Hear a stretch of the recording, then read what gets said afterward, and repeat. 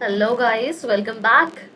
And we have another set of words for today, some difficult words जो आज हम learn करने वाले हैं. ओके, आई होप कि लास्ट के 20 वर्ड्स आपने बहुत अच्छे से कर लिए होंगे. 90 to 20 वर्ड्स होंगे जो आपने बहुत अच्छे से पढ़ लिया होगा.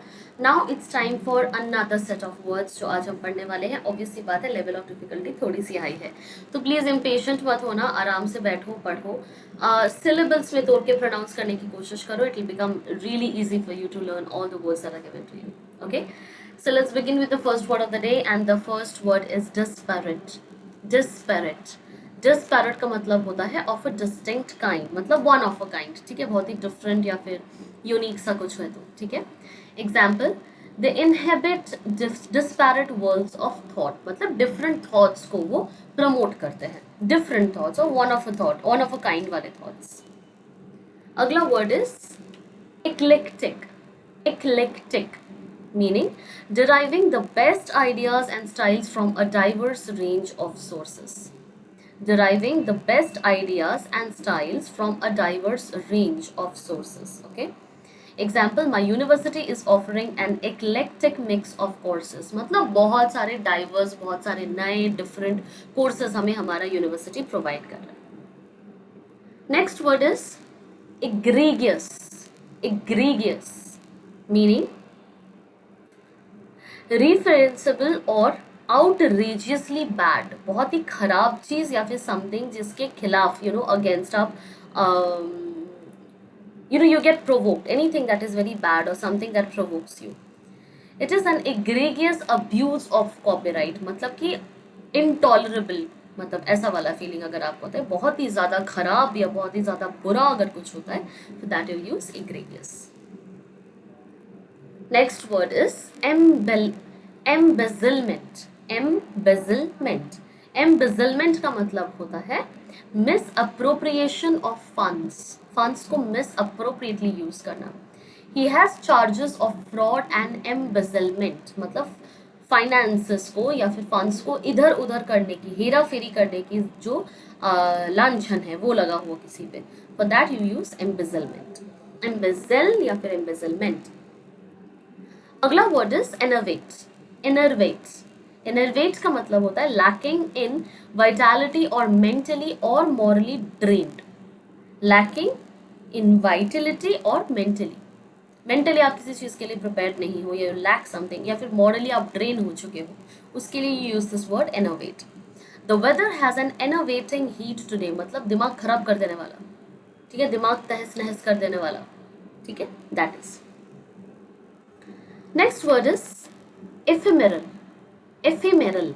ephemeral का मतलब होता है lasting for a short duration, बहुत ही छोटे टाइम के लिए अगर कोई चीज लास्ट करता है उसके लिए आप बोलते हो ephemeral. तो this is a very common word, ये वर्ड तो आपने सुना होगा, आई डू बिलीव कि आपने सुना है. ठीक है, so any kind of sentence you can write. You can simply, यहाँ पे सेंटेंस गिवन नहीं है, for some reason it didn't come out here. You can write any kind of sentences using the. For example you can say the summer season this time was very ephemeral. तो summer का timing जो है वो दिल्ली में काफी कम time के लिए था. ठीक है, शॉर्ट ड्यूरेशन के लिए किसी चीज का होना is ephemeral. Equanimity.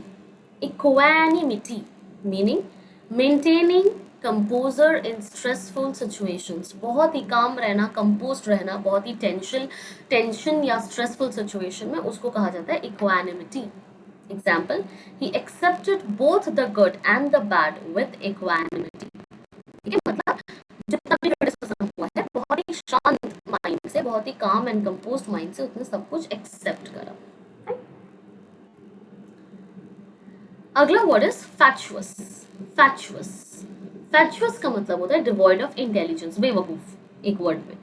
It was a फैक्चुअस comment, मतलब बहुत ही फालतू कॉमेंट था, बहुत ही घटिया या दिमागलेस कॉमेंट था, सेंसलेस कॉमेंट था. Next word is gratuitous. Gratuitous meaning uncalled for या फिर अनवारंटेड, किसी चीज के लिए आपने बोला नहीं है, किसी चीज को आप एक्सपेक्ट नहीं कर रहे थे, सडनली वो चीज आपके सामने आ जाए, तो you call it gratuitous. Gratuitous violence was reported, मतलब sudden violence, something that was not being expected और समथिंग दैट वाज अनकॉल्ड, उसके लिए आप यूज करते हो gratuitous. Instead of saying uncalled you use this better word. Iconoclast. Iconoclast meaning someone who criticizes or attacks cherished ideas and beliefs. मतलब फालतू में किसी भी अच्छे आइडिया को या कोई मोस्टली एक्सेप्टेड आइडिया या बिलीफ को अटैक करना, उस पर कॉमेंट करना, उसको क्रिटिसाइज करना, उसको कहा जाता है iconoclast. Sentence.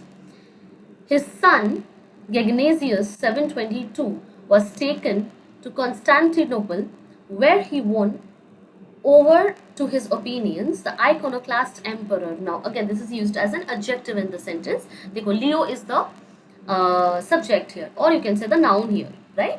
उसके लिए यूज करा गया है iconoclast emperor which means मतलब बहुत ही क्रिटिसाइजिंग टाइप का जो एम्परर होता है या फिर you know someone who is always rebelling against you know ideas और believes that are well established. तो उनके लिए अगर आप कुछ बोलते हो then you are called iconoclast.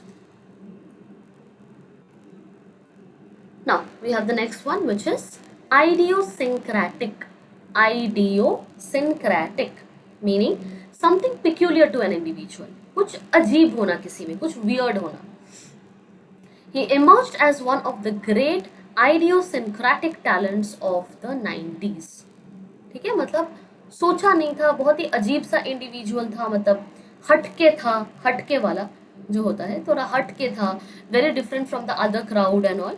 तो उसके लिए आप ये वर्ड यूज करते हो आइडियोसिंक्रेटिक, मतलब बहुत ही अलग, हटके अगर कोई चीज होती है. Okay, so that should be it for today. I guess I give you enough words.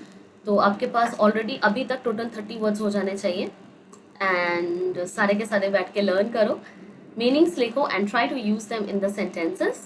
Try to use this in your daily communication. That's gonna eventually help you. अब एक बार का आप 10 पढ़ते हो, कोशिश करो अगले वाले के लिए बैठने से पहले आप 10 और कर सको. ठीक है. नाउ द पॉइंट इज आपको सिर्फ ये वीडियो नहीं देखना है. वीडियो देखने के बाद आपको एक टेस्ट देना है जो आपको वहाँ पे दिखेगा पोर्टल पे ही, वीडियो के जिस बगल में. Please attempt the test. Attempt करो तो ही समझ में आएगा कि कितना आपको समझ में आया वर्ड, कितना मीनिंग समझ में आया, कितना नहीं. Okay, I hope this video was helpful to you. We will meet again in the next video with maybe some more words, more difficult words. Okay, that's it for today. See you in the next video. Bye bye.